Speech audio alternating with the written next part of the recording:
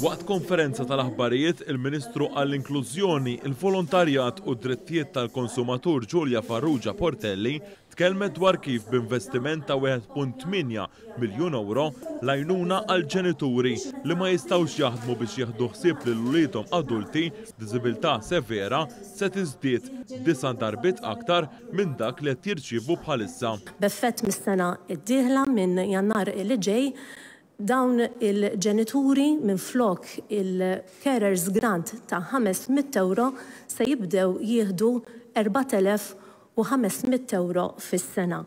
Aktar minn 9 darbiet dak li qed jirċievu illum b'investiment totali ta' 1.8 miljun euro. Il-Ministru Farrugia Portelli qalet li s-sena d-dieħla il-Ministeru li tmexxi se jwettaq 11 il-proposta bil-manifest elettorali tal-Gvern. Għas-sena d-dieħla dan il-Ministeru ingħata madwar 56 miljun euro. Fost l-investiment li se jsir bħala parti mill-budget hemm dak tal-Independent Community Living b'investiment ta' 4.2 miljun euro. Permezz ta' din l-iskema aktar persuni b'diżabilità se jkunu jistgħu jilħqu il-potenzjal tagħhom permezz ta' assistent personali. Barra minn hekk fil-budget għas-sena d-dieħla se jingħata sussidju ta' 20% fuq xiri ta' vetturi ġodda li jinstaqgħu minn persuni li jagħmlu użu minn siġġu tar-roti. Dawk li jixtru karozza użata modifikata li tkun irreġistrata diġà se jkunu jistgħu jibbenefikaw minn sussidju ta' mhux aktar minn 10% fuq il-prezz tal-karozza.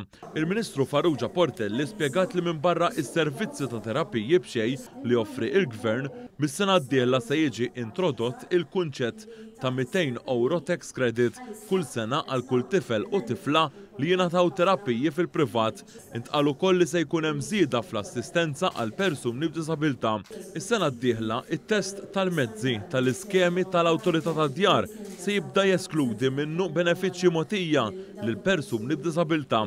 Il-Ministru Giulia Farrugia Portelli semmit ukoll kif għal darb'oħra il-Gvern se jkompli jħares u jsaħħaħ id-drittijiet tal-konsumatur e kif jerġa' jola l-ammont massimu ta' 5,000 euro li fuqhom jistgħu jsiru talbiet quddiem it-Tribunal għal talbiet tal-konsumaturi. Barra minn hekk, il-Gvern se jkompli jsostni l-laqdiet volontarji b'riforma li se ssir fis-settur u b'one-stop shop fejn laqdiet jistgħu jsibu servizzi u sapport taħt saqaf wieħed.